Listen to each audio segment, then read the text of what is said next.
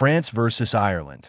Six Nations heavyweights collide in Paris as title race begins. The 2026 Six Nations could scarcely have asked for a more compelling opening act. France and Ireland, the two dominant forces of the championship in recent years, go head-to-head in Paris on Thursday night, with both sides eager to lay down an early marker in what promises to be another fiercely contested title race.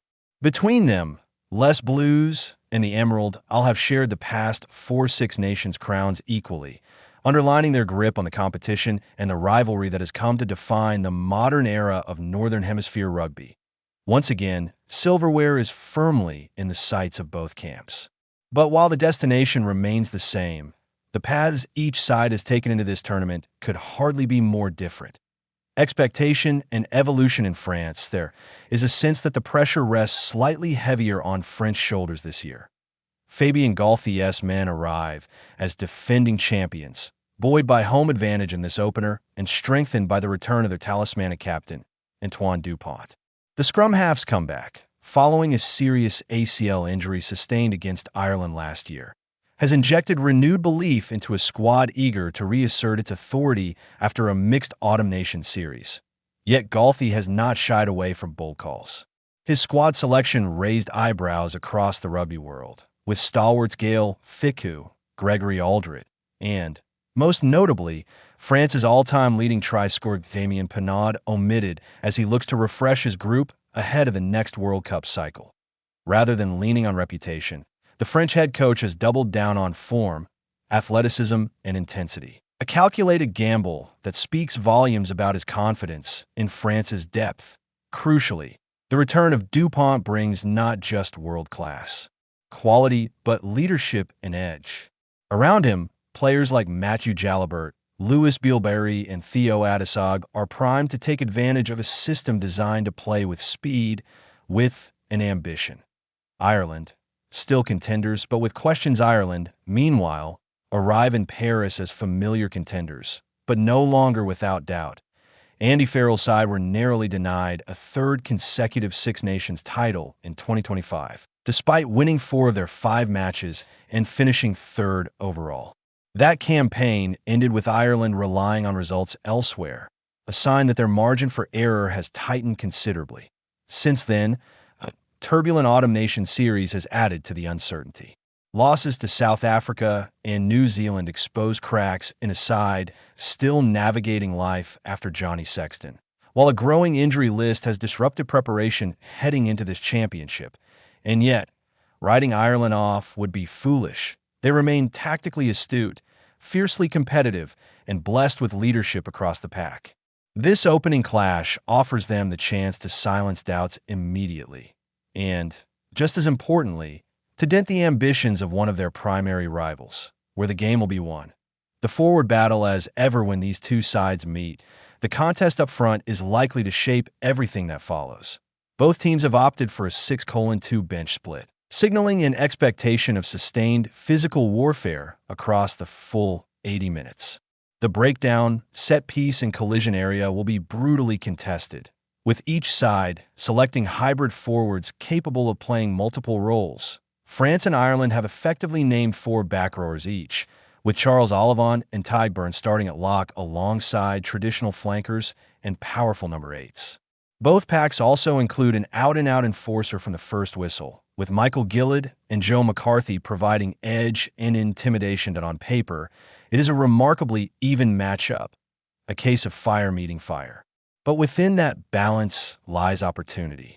With several high-profile absentees on both sides, new faces are being handed the chance to stake their claim, not just for this tournament, but for the longer road toward the 2027 Rugby World Cup, when the collisions control the breakdown and the attacking platforms will follow. What they said Fabien Galthié was effusive in his praise for Dupont's return, making clear the standard his captain sets for those around him. Antoine Dupont is a plus, that's for sure, Galthié said. He's a plus in many areas, but that means more demands to work harder to match his ambitions. And that's why he's our captain. It means harder work collectively for the players around him, more commitment asked of the team to follow his captaincy, both strategically and in terms of intensity put on the opposition. The French coach also highlighted discipline as a major area of focus after issues during the autumn. The figures showed that we were the most indisciplined team, he admitted. The most penalized for offside. That was something that needed a lot of commitment from the players because they also had to change the way they tackle. And during these last 10 days, physically as well as psychologically, they really showed up. Across the touchline, Andy Farrell struck a defiant but composed tone, brushing aside suggestions that this is his toughest Six Nations yet. "Well, so you keep on telling me, yeah, so I'll take that," he said. "It's obvious why you say that, and who the favorites are, but it really doesn't matter. To us, all we control are the controllables. We want to be as good a team as we can possibly be." Farrell also praised his squad's preparation and embraced the challenge of returning to the Stade de France. "We have a good body of work under our belts from our training camp in Portugal as we face into an exciting test match against France," he said. "It's a terrific stadium with an incredible atmosphere, and we know how proud and vocal the traveling Irish support can be. A special moment awaits, too, with brothers Cian and Sam Prendergast named together in a test starting 15 for the first time. It's lovely," Farrell said. "They try to keep it on the down low in front of their teammates, but I'm sure behind the scenes, they're as proud as punch." Players to watch. Much of the intrigue surrounds Matthew Jalibert, whose inclusion has been met with universal approval, a rarity in French rugby discourse. The fly half is enjoying arguably the finest form of his career, starring for Bordeaux Beagles in both domestic and European competition. With Romain Tamick sidelined, this feels like Jalibert's moment to truly own the French number 10 jersey at test level, something circumstances have previously denied him.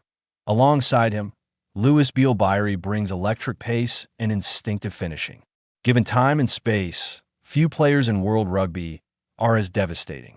His club form suggests he could be the X factor that breaks Ireland open in the pack. Francois Cross and Charles Ollivon remain France's heartbeat. Tireless, intelligent, and relentless at the breakdown and in the lineout. For Ireland, the spotlight inevitably falls on Sam Prendergast. The young fly half has held the jersey for long spells, but remains under scrutiny, with Jack Crowley and Harry Byrne waiting in the wings. This is a defining test, not just of his attacking flair, but of his defensive resilience against France's direct midfield runners. Jacob Stockdale also has a golden opportunity, returning to the test side ahead of James Lowe.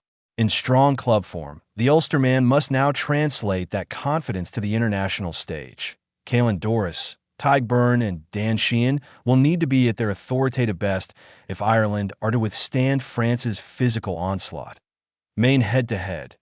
Dupont versus Gibson. Parkview battles encapsulate this rivalry better than Antoine Dupont versus Jamison Gibson. Park. Point 2. Elite scrum halves, operating in different styles, but equally central to their team's identities. Dupont is France's heartbeat, a relentless thread around the fringes, a playmaker and a game-breaker. Gibson Park, meanwhile, is Ireland's conductor, manipulating tempo and space with surgical precision. Whoever controls the ruck's speed and decision-making here could tilt the entire contest at prediction with so much at stake. Margins will be thin, but Paris has a habit of amplifying French belief. The Stade de France is a cauldron unlike any other, and when Les Bleus harness its energy, they become a different proposition altogether.